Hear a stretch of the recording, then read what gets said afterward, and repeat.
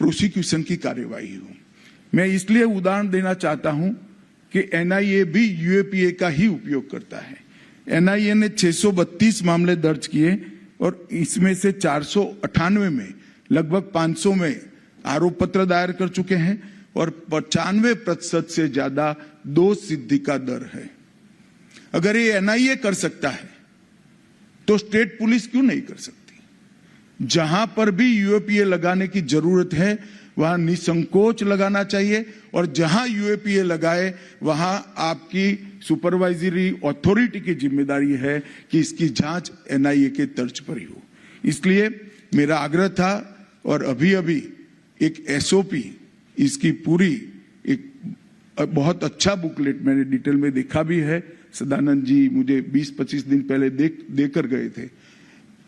एक बहुत अच्छी एसओपी की बुकलेट यहां से जारी की है, तो मैं मानता हूं कि इसका उपयोग करना हर राज्य पुलिस ने अपनी कार्य संस्कृति में डालना चाहिए। मित्रों, टेक्निक का उपयोग जब तक हम हमारी पूरी फोर्स को तकनीक के उपयोग से ट्रेन नहीं करेंगे, इसके खिलाफ हम नहीं लड़ सकते। अब आतंकवाद का सामना जो हमें करना है वो समझकर चलिए। वो सीमाहीन और अदृश्य तरीके से आतंकवादी हमले और उनका षड्यंत्र हमारे खिलाफ खड़ा है।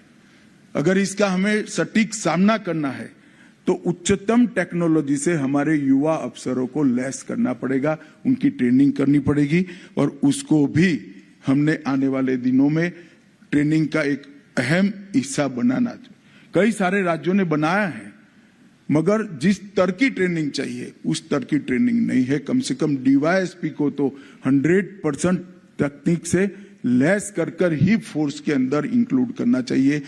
और मैं सभी राज्यों को ये कहना भी चाहता हूं, अगर आप इसमें मदद की जरूरत है तो हैदराबाद की एकेडमी भी आपको मदद कर सकती है।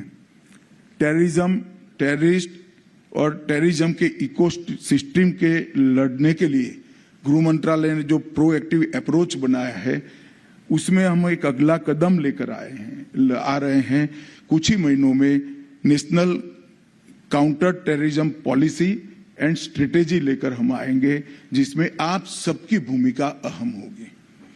भारत सरकार का गृह मंत्रालय पॉलिसी एंड स्ट्रेटेजी का दस्तावेज बना सकता है, इसमें हमें अपनी भूमिका का निर्वहन भी कर सकते।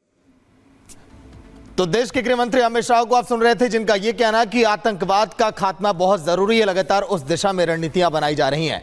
चलिए बात करेंगे अगली खबर के।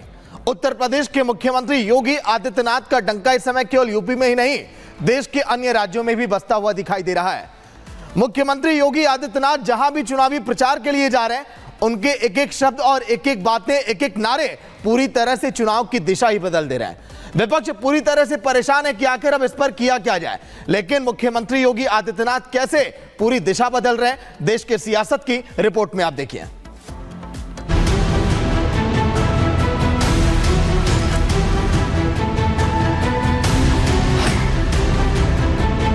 एक है तो नेक है। अभी 15 मिनट बाकी है।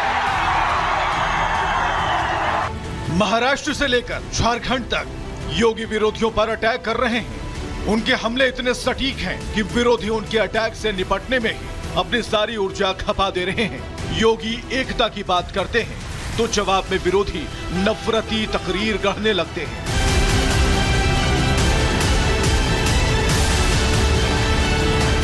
खासकर योगी के बटेंगे तो कटेंगे के नारे से जैसे पूरा विपक्ष ही तर्कहीन हो गया है। बीते रोज भी सीएम योगी ने महाराष्ट्र में विरोधियों पर जमकर हमला बोला। उन्होंने समाज में नफरत फैलाने वालों को सीधा संदेश दिया। उन्होंने यूपी से दंगों के खत्म होने का जिक्र किया, शांति व्यवस्था की बात की, लेकिन उनकी एकता संदेश ने विरोधी खेमे में ऐसी खलबली मचाई, उत्तर प्रदेश से लेकर महाराष्ट्र तक की सियासत में भूचाल आ गया। सपा अध्यक्ष सुप्रीम कोर्ट के फैसले की दुहाई देने लगे, तो वहीं जूनियर ओवैसी को ऐसी मिर्ची लगी कि वो मोदी योगी से दुश्मनी निभाने की बात करने लगे। बीफ के नाम पर, मॉब लिंचिंग के नाम पर, घर वापसी के नाम पर सर पे टोपी पहनने के नाम पर, दाढ़ी पालने के नाम पर जो तुम काट रहे हो, क्या ये तुम्हारी नफरत हिंदुस्तान के सबसे बड़ी अक़लियत से, क्या ये मुल्क को कमजोर नहीं कर रही है?